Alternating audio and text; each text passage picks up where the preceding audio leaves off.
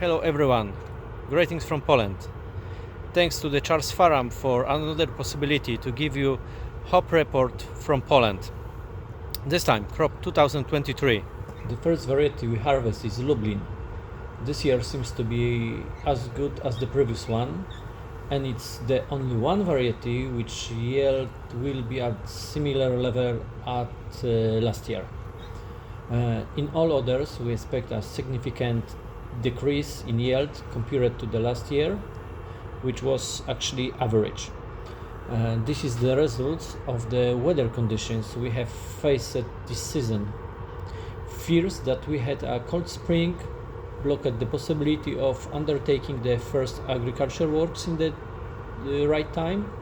After this, and after completion of field work and complete training of hops, low temperatures again affected the development of plants, as a result of which the plants grow very slowly and we have problems with draw, so our plants on many plantations didn't make it to the top of the trellis system.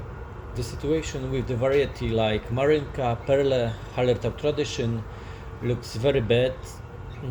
Here we expect the strongest reduction in yield. Thus, most varieties are aromatic hops were severely affected by the bad weather conditions. Today I got my first alpha results on the earliest varieties, and I can say gently that they don't look as good as they did last year. Now, a few words about bitter varieties. So, here we have the greatest variation in terms of expected yield. Here the differences are very visible depending from the region in which they are grown and the terrain and soil conditions. That's really interesting, because in areas where the spring rains subsided earlier and growers had an opportunity to start cultivation at the normal time, we expect yield close to the average. But on the remaining ones, unfortunately, farmers were forced to delay works on the plantations, and there was a new additional problem related to the lack of the farm workers that also delayed works with plants even more than weather.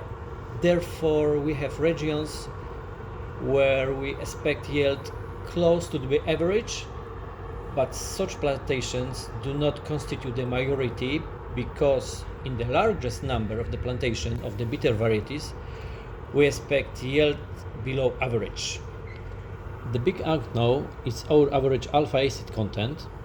At the first samples of aromatic varieties which have been tested this week, they do not give us satisfaction.